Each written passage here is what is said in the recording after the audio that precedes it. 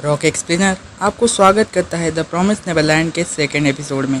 आगे बढ़ने से पहले बस आपसे एक ही गुजारिश है, अगर आपने इसके फर्स्ट एपिसोड को नहीं देखा है तो आप आई बटन या डिस्क्रिप्शन में दी गई लिंक से उसे देख लीजिए, ताकि इस वीडियो को देखते वक्त आप कंफ्यूज ना हो जाए। एपिसोड 2 की शुरुआत होती है एमा के डरावने सपने के साथ। सपने में एमा मॉन्स्टर्स के डाइनिंग टेबल में कॉनी की डेड बॉडी को देखती है। तभी एक मॉन्स्टर इसे पीछे से खाने वाला था और ये सब देखकर एमा की नींद टूट जाती है। पहले एमा मॉन्स्टर से डरती थी, लेकिन अब वो मॉम से भी डरने लगी थी। नॉर्मन उसे समझाता है कि हमें नॉर्मल बिहेव करना पड़ेगा, क्योंकि मॉम को वो डॉल मिल चुकी है। उन्हें बस यही पता नहीं है कि कौन से बच्चे उस रात वहाँ गए थे। अगर हम उन्हें देखकर डरने लगेंगे तो वो समझ जाएगी कि वो बच्चे हमें।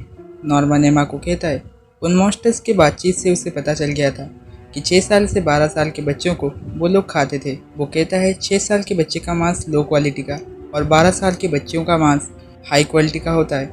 जो बच्चे कम मार्क्स रखते हैं उन्हें पहले बाहर भेज दिया जाता है, और जो बच्चे ज़्यादा मार्क्स रखते हैं उन्हें 12 साल के होने के बाद यहाँ से बाहर भेज दिया जाता है। मॉन्स्टर्स 12 साल के बच्चे का मांस खाना पसंद करते थे, क्योंकि उनके दिमाग का साइज बड़ा होता है। मॉन्स्टर्स इनके ऊपर खुलकर खर्चा करते थे ताकि उन्हें हाई क्वालिटी का मांस मिल सके। नॉर्मन बाहर जाने वाले बच्चों के बीच की डिफरेंस को नोटिस करके जान जाता है कि अगले 2 महीनों में एक और बच्चे को बाहर भेज दिया जाएगा। यानी इन लोगों के पास यहाँ से बचकर निकलने के लिए 2 महीनों का टाइम था। उसके बाद नॉर्मन और एमा वॉल के पास चले जाते हैं, जहाँ एमा वॉल के उस पार क्या है ये देखने के लिए एक पेड़ के ऊपर चढ़ जाती है, लेकिन उसे कुछ भी दिखाई नहीं देता क्योंकि वो वॉल बहुत ऊँची थी। उसके बाद मार्क नाम का एक बच्चा मॉम के पास दौड़ते हुए आता है। वो बच्चा रोते हुए कहता है जंगल में खेलते वक्त उसकी दोस्त नाइला कहीं खो गई। मॉम नाइला को ढूंढने के लिए अपने पॉकेट वॉच में कुछ देखती है और उसके बाद वो नाइला को ढूंढकर ऑर्फनेज ले आती है।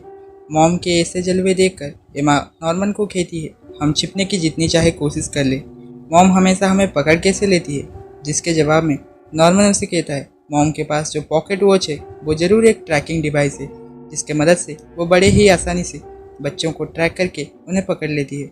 नॉर्मन कहता है शायद मॉम ने हमारे शरीर में कहीं पर ट्रैकिंग डिवाइस लगा दिया है और वो ये सब करके हमें बता देना चाहती है तुम चाहे कुछ भी कर लो, लेकिन मैं तुम्हें यहाँ से भागने नहीं दूंगी। रात में मॉम एमा के पास आ जाती है। वो एमा से पूछती है तुम इतनी घबराई हुई क्यों लग रही हो, जिस पर एमा उसे कहती है वो जल्द ही यहाँ से बाहर चली जाएगी, इसीलिए वो उदास हो गई थी। तभी वहाँ पर रे पहुँच जाता है।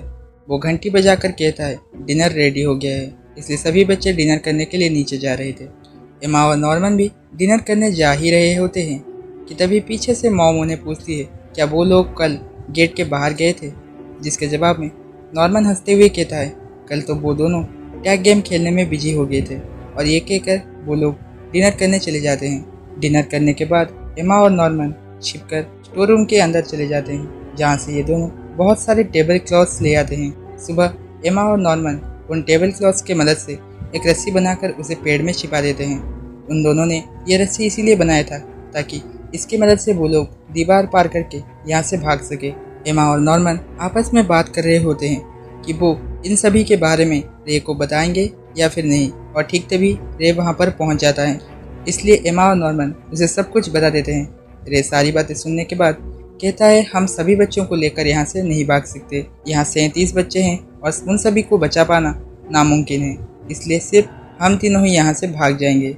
लेकिन एमा उसे कहती है कि वो कोनी की तरह किसी और को ऐसे मरने नहीं दे सकती। यहाँ इस बात को लेकर रे और एमा आपस में झगड़ते हैं और उसके बाद ये तीनों घर लौट जाते हैं। घर लौटने के बाद ये लोग देखते हैं कैरोल नाम की एक छोटी सी बच्ची और क्रोन नाम की एक और सिस्टर यहाँ आई है। ये जानकर एमा और नॉर्मन को घबराहट होती है, क्योंकि अब उन्हें मॉम के साथ इस नए सिस्टर से भी बचकर रहना था। इसी के साथ ये एपिसोड एंड हो जाता है। मैं जल्द ही इस सीरीज का 3rd एपिसोड अपलोड करूँगा। Thank you for watching till the end.